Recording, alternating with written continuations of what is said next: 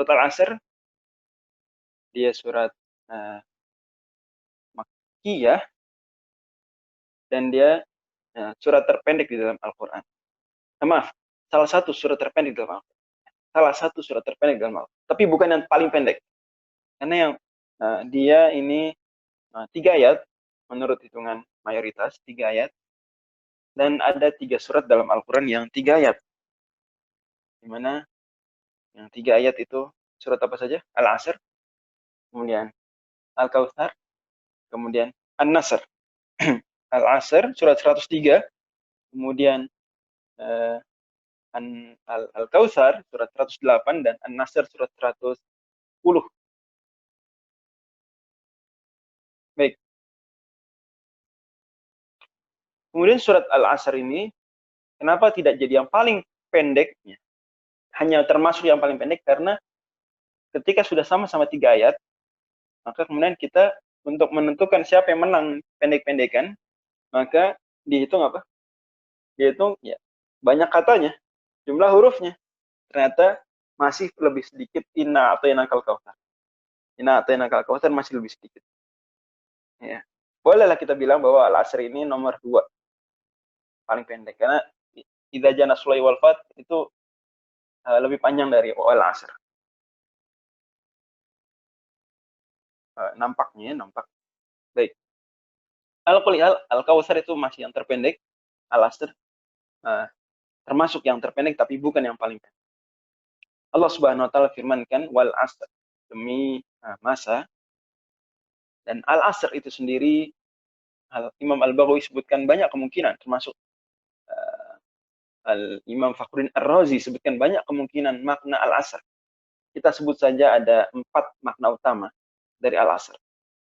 Yang pertama, Al-Asr maknanya adalah masa, waktu. Waktu. Asr dalam bahasa Arab bisa artinya waktu. Berarti Allah bersumpah dengan waktu.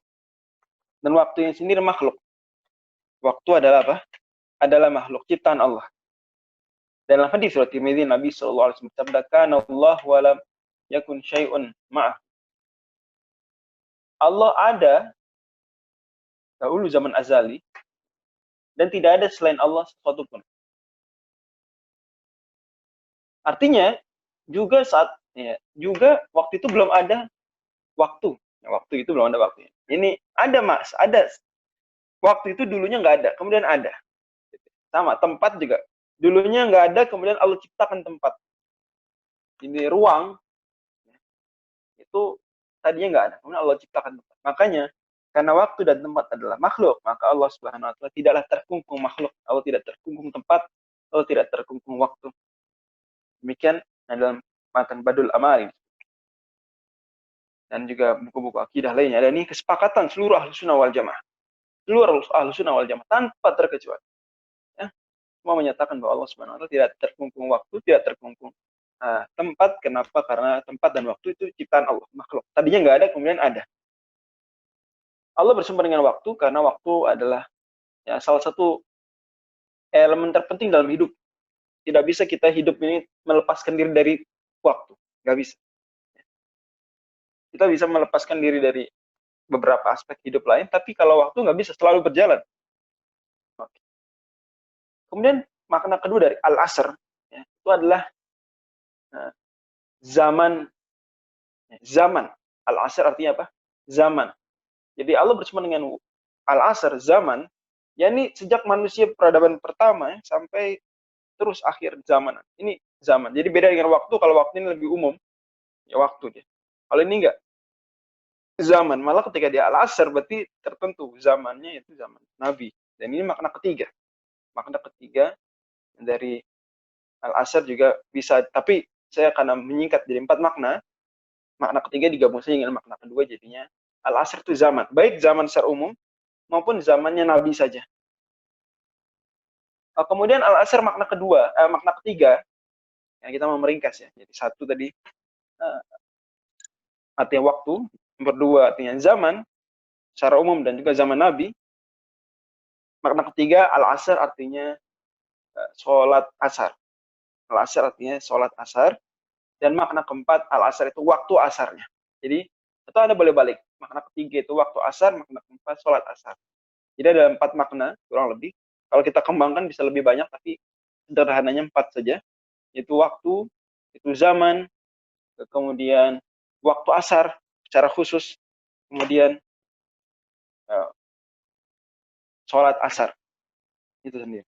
Dan sesuai dengan kaidah sumpah di dalam Al-Quran, sudah kita sering ulang-ulang, bahwa tidak mungkin Allah memilih satu makhluknya menjadi objek sumpah, melainkan pasti makhluknya itu istimewa. Melainkan pasti ada hal yang ingin Allah suruh kita perhatikan di makhluk tersebut. Ada hal tertentu ingin Allah. Coba perhatikan di makhluknya.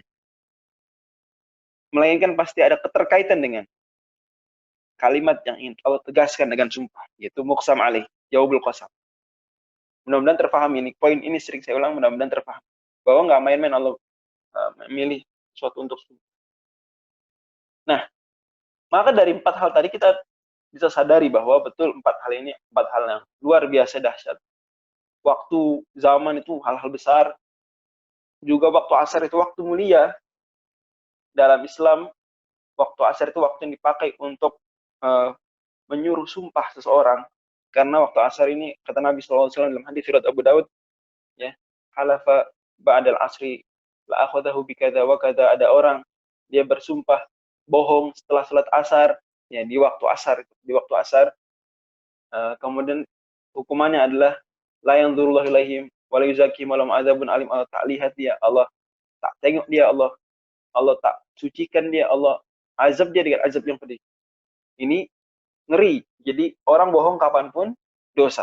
Tapi bohong, sumpah palsu apalagi, ya, setelah asar itu lebih parah. Karena waktu asar waktu mulia. Juga waktu asar ini kalau hari Jumat, yaitu kita semua tahu di antara pendapat terkuat tentang waktu mustajab dalam berdoa. Waktu asar juga waktu zikir. Zikir pagi petang. Petangnya ini setelah asar. Menurut pendapat kebanyakan ulama. Juga waktu asar ini waktu yang kita semua sadar dia punya nuansa tersendiri. Karena orang selesai beraktivitas, kemudian dia menunggu matahari terbenam. Termasuk para jamaah sekalian sedang berada di waktu mulia. Menunggu berbuka puasa, ada waktu mustajab sambil menunggu berbuka. Ini waktu asar, jadi dia waktu mulia. Makanya tadi saya bilang bahwa kalau ada sumpah, itu kata Imam Syafi'i dalam Al-Um, maka dia disuruh bersumpahnya kalau perkara serius, ya, ba'da asar. Jadi waktu asar, agar semakin ngeri dia bohong. Agar kalau mau bohong dia semakin takut, karena waktu asar. Waktu yang gak bisa sembarang. Itulah tafsir dari akhir surat Al-Maidah di halaman ketiga dari belakang surat tersebut. Tahbisunahum min ba'di sholati fayaqsimani billah. Kalian tahan dua saksi tersebut setelah sholat, ini setelah sholat asar maksudnya.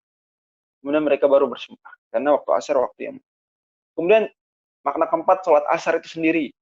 Sholat asar itu sendiri adalah sholat yang wusto. Berdasarkan hadis riwayat Bukhari Muslim, Nabi SAW bersabda, habasuna an sholatil wusto sholatil asar. Mereka menghalangi kita dari sholat wusto, yaitu sholat asar. Dan sholat wusto itu lain Allah maksud dalam surat Al-Baqarah di halaman ketiga dari belakang juz yang kedua. Allah Subhanahu wa taala, hafidhu 'ala sholawati was sholatil wusta wa qumu lillahi qanitin. Jagalah, peliharalah salat-salat 5 waktu. Semua salat, ya, yang wajib nih 5 waktu. Dan secara khusus kata Allah, dan peliharalah lebih-lebih lagi salat wusta. Para ahli tafsir memang berbeda pandangan tentang salat wusta. Bahkan 5 salat ini ada saja ulama berpendapat, dua pendapat terkuat, asar dan subuh. Imam Syafi'i berpendapat subuh. Tapi berdasarkan nas hadis tadi, maka jelas bahwa yang benar dalam hal ini sholat wusta, sholat asar. Dan sholat wusta sholat paling istimewa. Sholat wusta sholat paling istimewa. Dia jadi dari sholat 5 waktu yang paling istimewa, sholat apa? Paling gede pahalanya? Sholat asar. Sholat asar. Dan sholat asar pun itu sholat di mana malaikat shift, ganti shift. Jadi malaikat pagi tukar shift dengan malaikat malam. Itu asar. Allah tanya pada para malaikat tersebut, kaifa taraktum ibadi? Gimana kalian tadi ninggalin hamba aku lagi ngapain? Maka kata para malaikat, atainahum wa hum yusallun wa taraknahum wa hum yusallun. Kita pergi, mereka lagi sholat. Kita datang, mereka lagi sholat. Karena tukerannya itu asar dan subuh. Berarti waktu asar waktu nggak main-main. Kemudian waktu sholat asar nggak main-main. Sholat asar juga sholat yang kata Nabi SAW dalam hadis riwayat Muslim, ya. Alladzi tafutuhu sholatul asri ka'annama wutira ahlahu wa malahu. Orang yang keskip, ya, melewatkan sholat asar maka seakan-akan musnah keluarga dan hartanya. Tidak berarti lagi keluarga dan hartanya. Karena betul sholat asar sholat paling mulia. Kalau orang lewatin sholat asar, maka harta dan anaknya dan keluarga tak berguna lagi. Dalam hadis lain, masih dalam Sahihain, Nabi bersabda, "Man taraka sholatal asar, faqad habita amaluh." Barang siapa tinggalkan sholat asar, musnah amal solehnya. Kata para ulama, yakni amal soleh seharian. Karena tadi amal itu diangkat itu sholat asar. Kalau dia nggak sholat asar, udah amal solehnya hilang. Seharian penuh dianggap tidak beramal soleh. Kalau dosa tetap dicatat, dosa dicatat tetap, tapi amal soleh nggak diupload ibaratnya gitu. Kalau bahasa kita istilahnya, amal solehnya nggak diupload, nggak direkap, rekapnya ini nggak diupload. Jadi nggak ada datanya, nol hari itu. Tapi kalau amal buruk tetap dimasukin data. Ini 4 hal ini berarti penting, nggak main-main. Oke. Dan Allah bersumpah. Kemudian setelah sumpah kita selalu memikirkan apa? Muqsam alaih, jawabul qasam. Kalimat apa? Pernyataan apa yang ingin Allah tegaskan? Nah, kalau sebutkan sini, innal insana lafi khusrin. Sungguh manusia ini dalam kerugian. Jadi Allah untuk bersumpah, menegaskan kerugian manusia, Allah bersumpah dengan waktu atau dengan zaman, termasuk zaman Nabi Muhammad, dengan waktu asar, dengan sholat asar. Nah, ini pesan besar ini. Sungguh manusia rugi. Kata para ulama, ya, sini Ibnu Abbas menafsirkan ini manusia kebanyak ya atau seluruhnya kecuali yang Allah kecualikan nanti ini berada dalam kerugian. Jadi manusia itu rugi kecuali kalau beriman dan nanti akan disebutkan. Sekarang kita kemudian berpikir apa hubungannya antara manusia rugi dengan sumpah-sumpah tadi? Pasti tidak mungkin Allah tidak matching, tidak memilih objek sumpah kemudian nggak cocok sama kalimat itu, nggak mungkin. Pasti matching, pasti cocok, ada korelasi antara objek sumpah dengan kalimat yang ingin ditegaskan. Maka kita bisa sadari bahwa, oh, benar manusia ini rugi. Kenapa? Karena dia menyia-nyiakan waktu. Manusia rugi karena sepanjang sejarah, sepanjang zaman, memang nyata manusia rugi nih. Dari zaman Nabi Adam banyak manusia rugi. Dari zaman terus sampai akhir, apalagi zaman sekarang, apalagi nanti akhir zaman. Manusia ini kalau di rata-rata rugi kecuali yang beriman, beramal saleh, saling bernasihat dalam takwa dan kesabaran. Nyata tuh. Manusia rugi ketika waktu asar ini banyak rugi. Karena waktu asar banyak yang mereka justru tidak jelas agendanya. Mungkin malah dia habiskan untuk waktu sia-sia. Mungkin dia waktu asar nih, waktu dia pulang sekolah dia main lah. Mungkin dia bikin hal yang terlarang oleh Allah. Pulang kerja dia bikin hal terlarang oleh Allah. Mungkin waktu asar nih. Atau waktu asar seharusnya dia untuk merenung kontemplasi. Tetapi dia tidak lakukan, dia tidak berdoa, dia tidak zikir petang, rugilah. Terlebih waktu asar ini isyarat, pesan. Bahwa hidup manusia ini sebenarnya seperti hari. Dia ini pagi baru tumbuh, ya, matahari terbit tumbuh.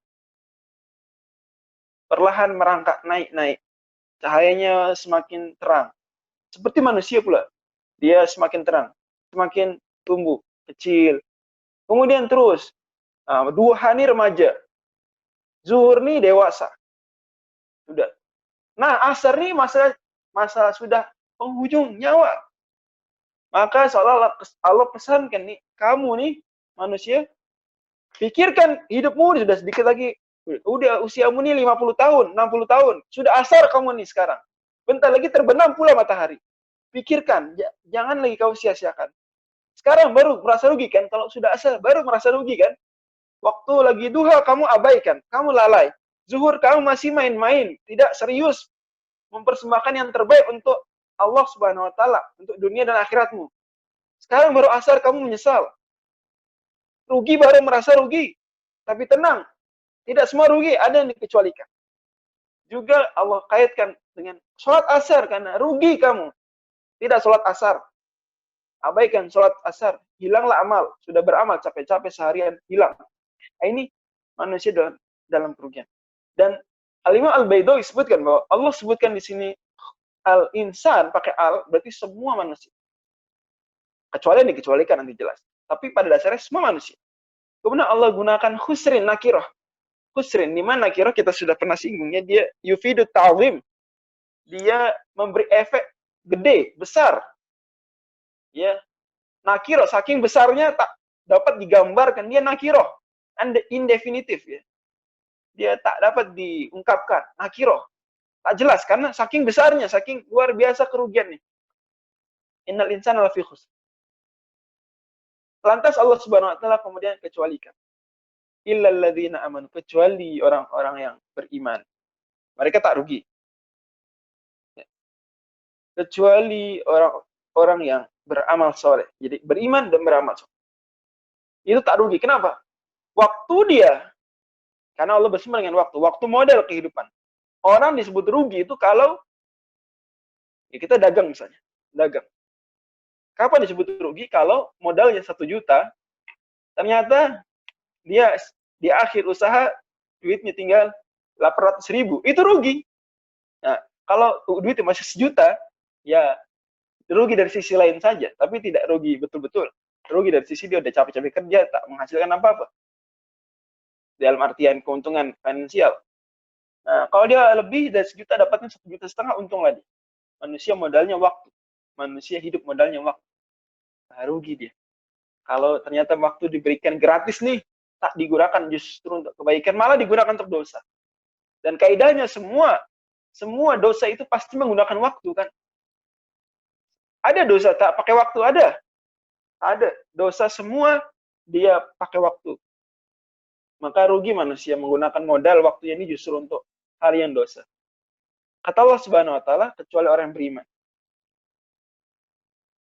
dan beramal soleh. Amal soleh, Ahlussunnah wal Jamaah hampir sepakat bahwa amal soleh ini bagian dari keimanan, juga bagian dari penyusunnya. Atau kalau kita mau perluas lagi spektrumnya, maka Ahlussunnah wal Jamaah sepakat bahwa amal soleh termasuk keimanan. Ya, hanya saja mereka beda pandangan ya. Apakah dia masuk ke dalam hakikat iman atau kesempurnaan iman. Tapi tetap dia bagian dari keimanan. Karena iman itu adalah keyakinan dalam hati, ucapan dalam lisan, dan amal perbuatan dengan anggota tubuh. Dan amal soleh, dia ada amal soleh hati, ada amal soleh lisan, ada amal soleh anggota tubuh. Maka amal soleh sebenarnya termasuk keimanan. Lantas mengapa Allah katakan yang beriman dan beramal soleh? Oh enggak. Apakah berarti, mungkin ada pertanyaan, apakah berarti amal soleh bukan keimanan? Oh tidak. Amal soleh keimanan. Lantas mengapa Allah kok Allah atafkan amal beriman dan beramal soleh? Nah ini kita kembali ke konsep balaghah, gaya bahasa Arab, bahwa ada mereka menyebutkan sesuatu secara umum, kemudian sebutkan lagi sesuatu di dalam himpunan tadi secara khusus. Seperti misalnya Allah firmankan di surat Ar-Rahman, fiha fakihatun wa nakhlun wa rumman. Di dalam surga ada buah-buahan, ada kurma, dan ada delima. Loh, kurma dan delima buah? Iya, betul. Lantas mengapa dia disebutkan lagi dan kurma dan delima? Ya karena ini di surah Ar-Rahman di halaman kedua dari belakang surat tersebut, paling bawah sebelah kanan. Kata Allah Subhanahu wa taala, karena buah kurma dan buah delima istimewa. Buah kurma dan buah delima istimewa. Sehingga Allah Subhanahu wa taala berikan penekanan. Sama kita dalam bahasa Indonesia juga seperti itu. Kita misalnya lagi pidato, kita katakan yang terhormat Bapak Kepala Sekolah, yang terhormat Bapak Wali Kelas, dan para hadirin sekalian yang dirahmati Allah Subhanahu wa taala. Itu kita menyebutkan yang khusus ya. Kemudian menyebutkan yang umum. Padahal sebenarnya kepala sekolah dan wali kelas hadir juga, termasuk hadirin.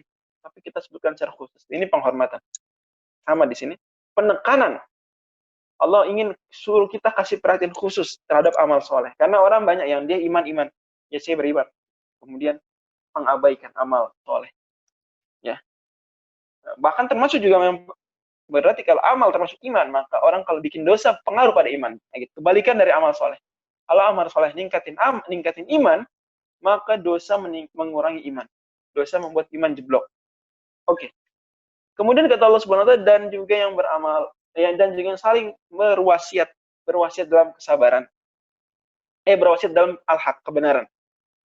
Berwasiat dalam kebenaran. Dan ini dalam qiraat lain, dalam penghitungan ayat lain, dalam mazhab lain, mazhab Basri dalam hal ini, dia dihitung sebagai akhir ayat. Jadi ayatnya 4 menurut mazhab ini. Ini kita sekali lagi ada tanda di situ kan ya. Angka 5 terbalik atau angka 5 hati terbalik.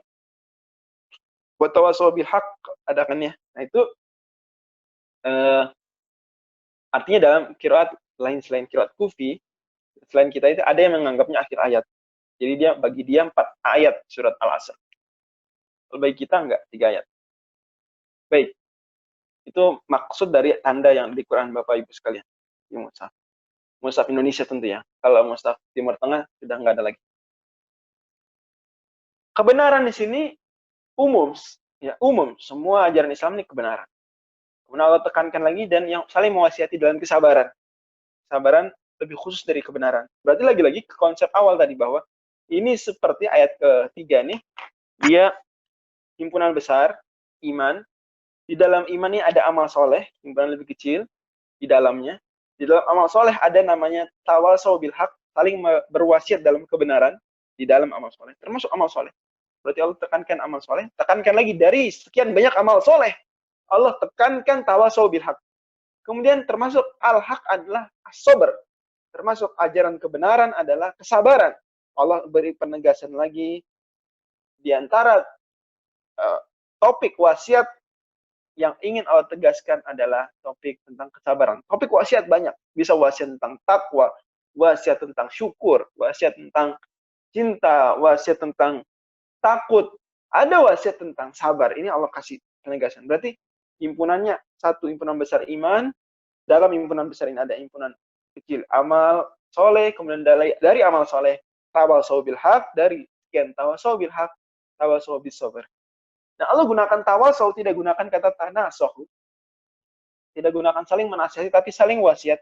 Karena orang kalau wasiat itu lebih serius. Iya nggak?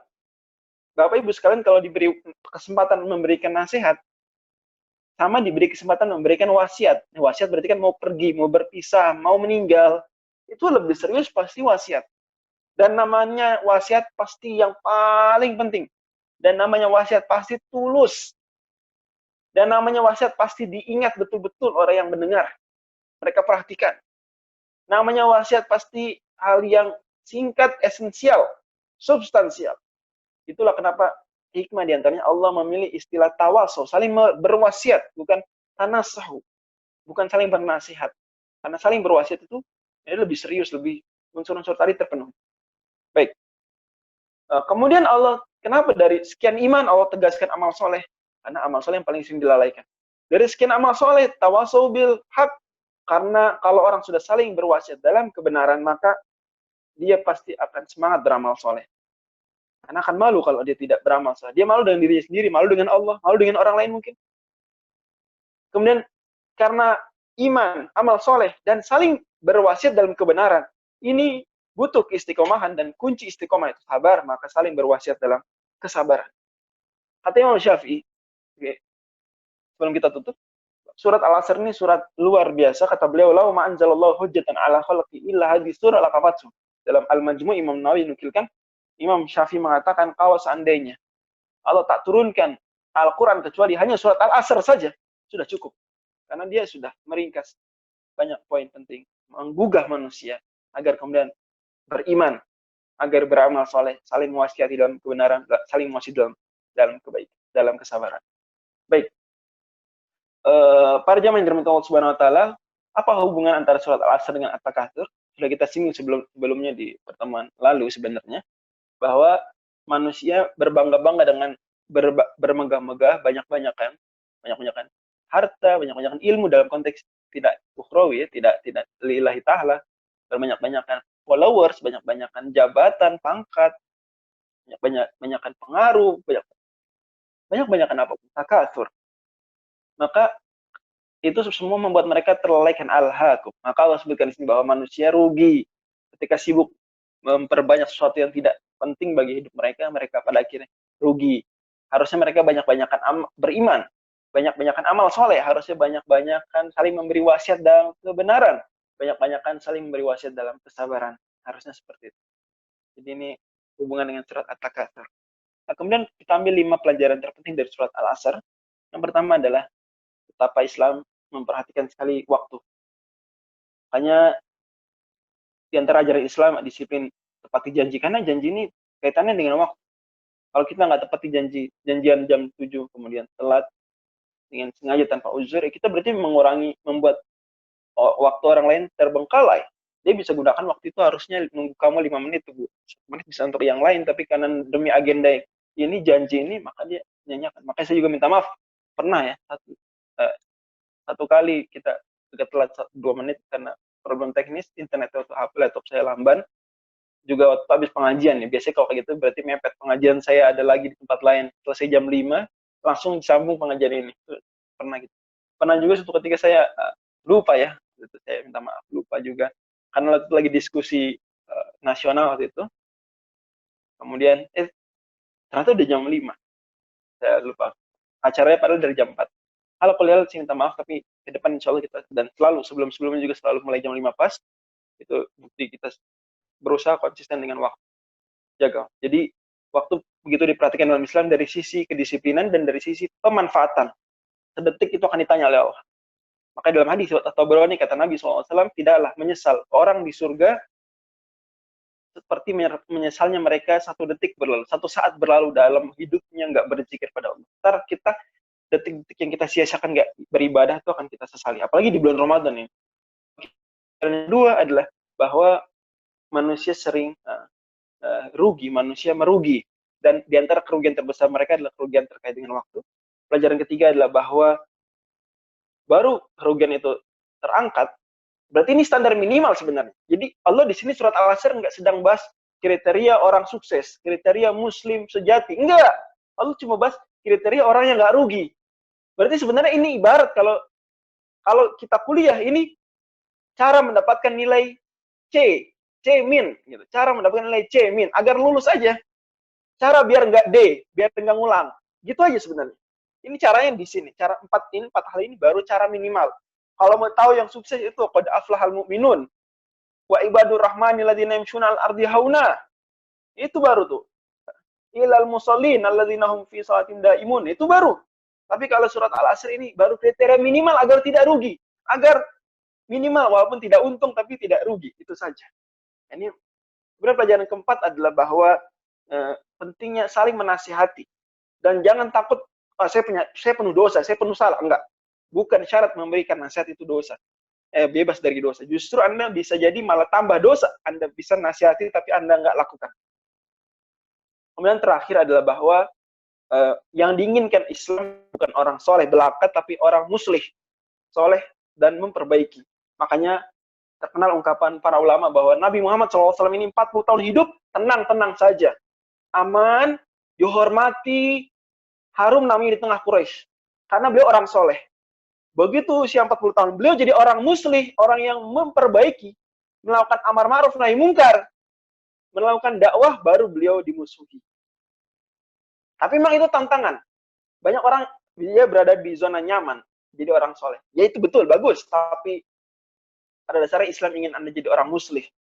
Tapi hari ini kita hidup di zaman ketika amar ma'ruf nahi mungkar itu dicemooh, bahkan mungkin dilarang. Padahal itu adalah hak, bahkan itu adalah kewajiban. Ada kondisi tertentu Anda soleh saja itu tetap dosa. Karena ketika itu Anda dakwah sudah wajib, Anda sebenarnya malah bukan orang soleh ketika dakwah wajib. Tapi Anda diam tidak berdakwah. Wallahu a'lam bishawab. Subhanakallahumma wa bihamdika asyhadu an la ilaha illa anta. Baik, semoga menjadi ilmu yang bermanfaat dan amal yang soleh. Assalamualaikum warahmatullahi wabarakatuh.